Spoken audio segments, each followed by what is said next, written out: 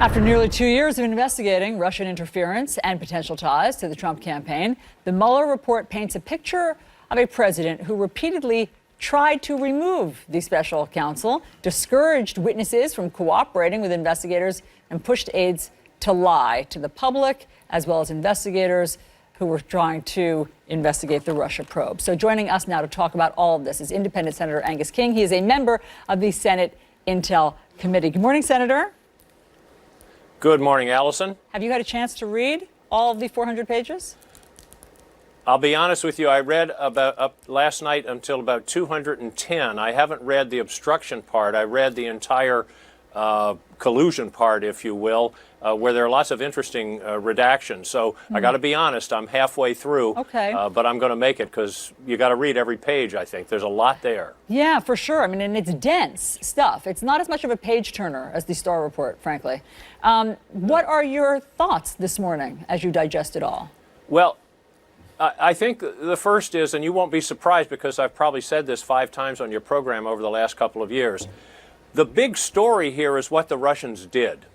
We're obsessed with whether the Trump campaign colluded and whether there was obstruction of justice. We can certainly talk about that. That's important.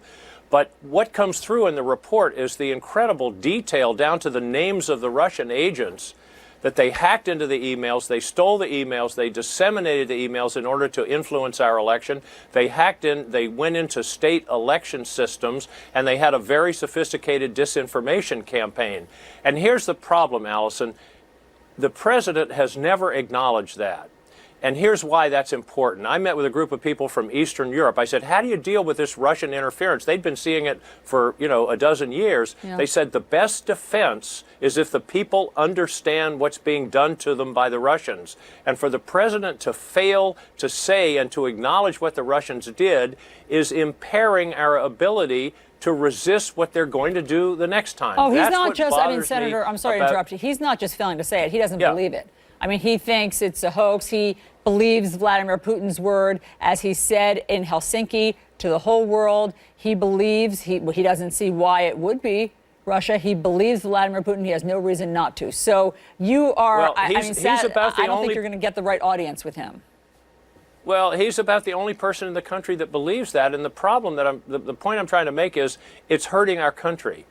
Because if he acknowledged that, a third of the country are going to follow whatever he says. If he acknowledged it, made a speech today, said, there was no collusion and no obstruction of justice, but the Russians attacked us. It was a serious thing. We need to do something about it. We need to respond. We can't let this happen again. That would help our country. And I think that's one of the big points of the report. Now, we can talk about in the collusion part, if you will, the first volume of the report, there's a lot of things redacted. Yeah. And I remember in law school learning about a concept called conscious parallelism.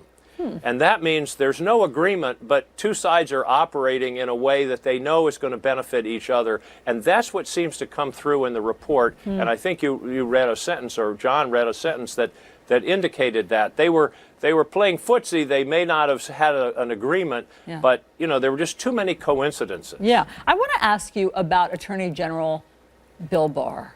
Do you have confidence in him? Well, it was diminished yesterday. There was no reason for him to have that press conference and to try to explain away why the president did what he did. And I think he did misrepresent the report, giving a partial sentence about some of these issues. It was unnecessary, and I think he embarrassed himself, and I really think that's unfortunate. But again, I think the more important issue is what's in the report. But he went out of his way to try to give the president what he wanted to hear. And then the report comes out and it doesn't say what he said. Here, the thing, a lot of people last week were saying Mueller punted on the obstruction question. I think the football analogy is Mueller passed the obstruction question to the Congress, and Barr intercepted the pass. Right. And tried to take it over himself. It seems like it now that we read the report. And so the question is, what does Congress do about that? What do you do about somebody, the Attorney General of the United States, who is intercepting your responsibility? And do you think that he is serving the Department of Justice and the country in the best fashion?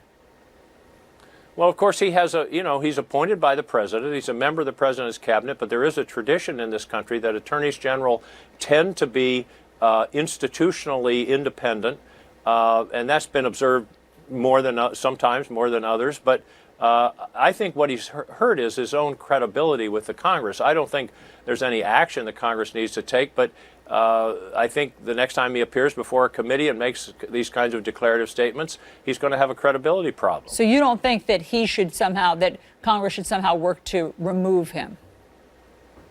I don't think so. And you haven't asked the question, but I think the other question that you've been talking about all morning is the question of impeachment. And as all of your commentators have been saying, essentially impeachment is a political process. And in my view, there's an even better political process coming right down the road on almost the same time frame, and that's the elections of 2020. I think that's where this decision should be made about the president's conduct with all this information out in the public. And it strikes me as not a terribly effective political motto to say, hey, I wasn't indicted. I mean, that's not a big plus, but that's where I think the decision should be made. For Congress to go through an impeachment process would take probably 18 months, which would lead right up to the election, and it would be divisive. Many people in the country, probably a third of them, would feel that it was, the Democrats' revenge from 2016. I think it would actually strengthen the president if we went through that process. I think it's much better for these facts to be out there, for people to talk about them, what the administration did, what the president did, and let the people decide in 2020. That's the political process I believe in. Senator Angus King, we always appreciate your perspective. Thanks for being on New Day.